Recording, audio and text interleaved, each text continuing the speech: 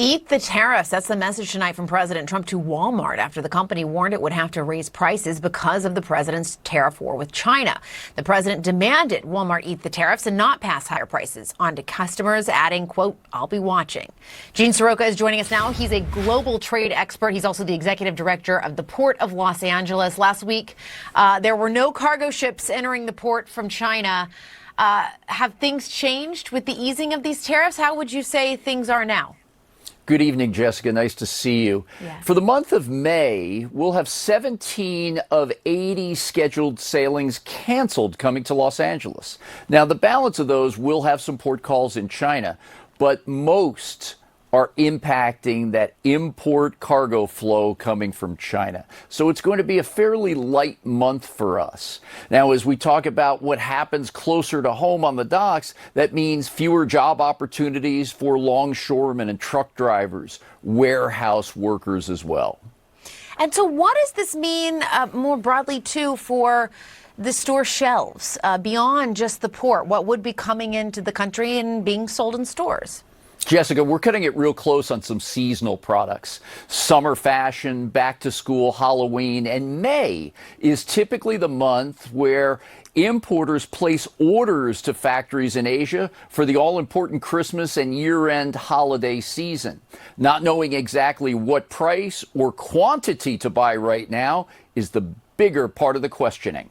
Yeah, for sure. And listen, I think there's also just this bigger issue, which is regardless of what happens, it's not just flipping a switch to get things, quote, back to normal. There is some lag time, right? That can take some time. That's right. We've seen over the past few days bookings or reservations for shipments tick up just a little bit. We've gone a few weeks with cargo that's already been manufactured and sitting in China, and now importers are trying to scoop some of that up when the tariffs were reduced to 30%. Still a really big number for a lot of companies. But I don't see a deluge of cargo coming across the Pacific right now because companies likely are going to be more selective in how much they buy in the coming months. Yeah. And then how fast can the supply chain catch up to this constant fluctuation? Or can it? Or does it just kind of do fits and starts as everything continues to fluctuate? Yeah, this is going to be really difficult. 90 days of a reprieve is not a long time in our business. And for those that want to pick up some of that cargo after we saw that tariff relief out of the meetings in Geneva, it takes the shipping companies about 2 weeks to reposition their vessels in places like Qingdao, Shanghai, Xiamen, and Yantian.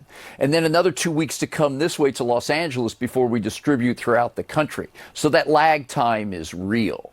Yeah. And so bottom line, what should people, because you're like where the rubber meets the road there at the ports in terms of getting goods into this country.